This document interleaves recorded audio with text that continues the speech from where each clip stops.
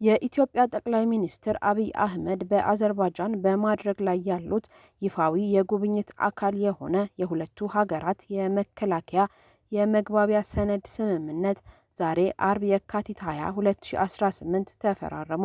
ከመከላከያ በተጨማሪ በሌሎችም በርካታ ዘርፎች ስምምነቶች የተፈረሙ ሲሆን ከተፈረሙ የመግባቢያ ስምምነቶች መካከል ኢትዮጵያ የምታዘጋጀው የተባበሩት መንግስታት የአየር ንብረት ጉባኤ ወይም ኮፕ 32፣ ግብርና፣ የሚዲያ ልማትና ልምድ ልውውጥ፣ በኢንቨስትመንት ማስፋፊያና የጸረ ሙስና ትብብሮች ዋነኞቹ እንደሆኑ የሁለቱም ሀገራት ሚዲያዎች ዘገባ ያስረዳል። እንዲሁም ሁለቱ ሀገራት የመንግስት ተቋማት አገልግሎቶችን ማዘመን የሚያስችል ስምምነት የተፈራረሙ ሲሆን በቅርቡ የተጀመረው የኢትዮጵያ መሶብ የአንድ ማዕከል ከአዘርባይጃኑ አሳን የልምድ ልውውጥ እንዲያደርጉ የሚያስችል ስምምነትም ተፈራርመዋል። ጠቅላይ ሚኒስትር አብይ አህመድና ልዑካቸው የአዘርባይጃን ንግድና ቴክኖሎጂ መሰረተ ልማቶችን ጎብኝተዋል የተባለ ሲሆን የሀገሪቱ የነዳጅና ሰው ሰራሽ አስተውሎት ተቋማትም በኢትዮጵያ ባለስልጣናት ተጎብኝተዋል። በጠቅላይ ሚኒስትሩ ልዑክ ውስጥ የውጭ ጉዳይ ሚኒስትሩ ጌዲዮን ጢሞቴዎስን ጨምሮ ሌሎችም ሚኒስትሮችና ከፍተኛ ባለስልጣናት ተካተዋል።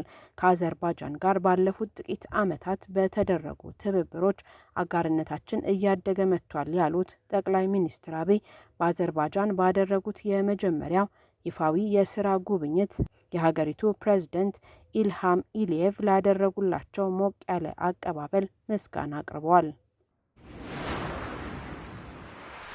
የትግራይ ክልል ጊዜያዊ አስተዳደር ፕሬዝደንት ሌተናል ጀነራል ታደሰ ወረደ 5 የምርጫ ክልሎች ከትግራይ ክልል ውጭ ሆነው በቀጥታ የፓርላማ ምርጫ እንዲካሄድባቸው የተላለፈው የፌዴሬሽን ምክር ቤት ውሳኔ ጦርነት ሊቀሰቅስ የሚችል ነው ሲሉ ተናገሩ። ሌተናል ጀነራል ታደሰ ይህን ያሉት የፌዴሬሽን ምክር ቤት ውሳኔንና የምርጫ ቦርድ ይህን ለማስፈጸም መወሰኑን በመቃወም ዛሬ በክልሉ በተካሄደ ሰላማዊ ሰልፍ ወቅት ባሰሙት ንግግር ነው።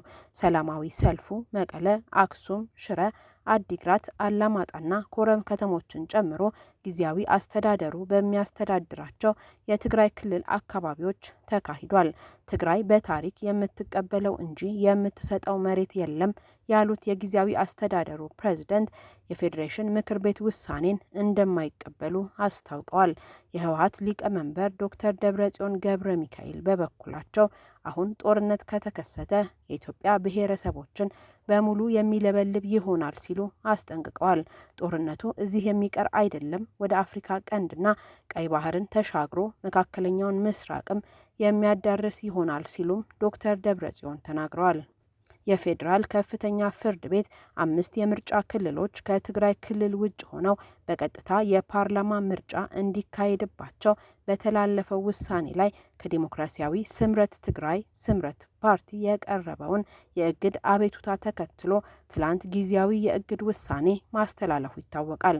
በትግራይና በአማራ ክልሎች መካከል አከራካሪ ሆነው የቆዩ በተባሉ ሁመራ፣ አዲረመጽ፣ ጠለምት፣ ኮረም ኦፍላና ራያ አላማጣ የምርጫ ክልሎች ላይ ነው ከትግራይ ክልል ውጭ ሆነው ምርጫ እንዲደረግ የተወሰነው። የኢትዮጵያ ሀገራዊ ምክክር ኮሚሽን ከትግራይ ማህበረሰብ ተወላጆች ጋር በአዲስ አበባ ዛሬ የካቲት 20 2018 መወያየቱን አስታወቀ።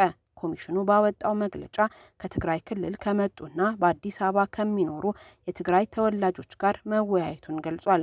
እንደ ኮሚሽኑ መረጃ ከሆነ ውይይቱ በክልሉ የሚደረገውን የምክክር ሂደት ለማስጀመር አማራጭ ምክረ ሀሳቦችን ለመሰብሰብ ያለመ ነው። የኮሚሽኑ ዋና ኮሚሽነር ፕሮፌሰር መስፍን አርአያ የትግራይ ክልል አሁን ከገባበት ችግር ለመውጣት ሀገራዊ ምክክር ቁልፍ መሳሪያ እንደሆነ መጠቆማቸው ተገልጿል። የኢትዮጵያ ሀገራዊ ምክክር ኮሚሽን የትግራይ ክልል የምክክር ሂደትን በተመለከተ በአዲስ አበባ ለሚኖሩና ከክልሉ ለሚመጡ የማህበረሰብ ክፍሎች ከፍተኛ ጥሪ በማድረግ ዛሬ የምክረ ሀሳብ ማሰባሰቢያ መርሃ ግብር ለማከናወን ማቀዱን ዋና ኮሚሽነሩ ፕሮፌሰር መስፍን አርአያ ባለፈው ሳምንት ለኢትዮጵያ ኢንሳይደር ተናግረው ነበር።